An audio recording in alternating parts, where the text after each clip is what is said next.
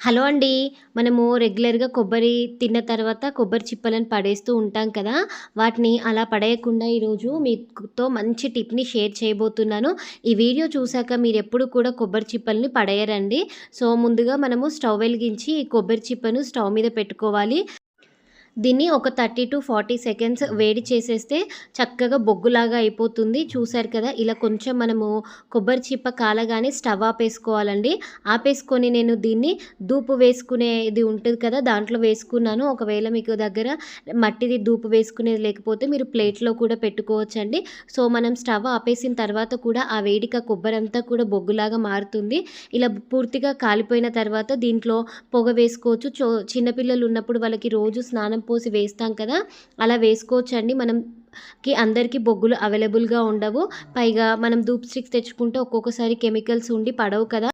అలాంటప్పుడు కూడా ఈ టిప్ బాగా యూజ్ అవుతుంది. మరి ఇంకెందుకు ఆలస్యం, మీరు కూడా ట్రై చేయండి. వీడియో నచ్చితే లైక్ చేయండి.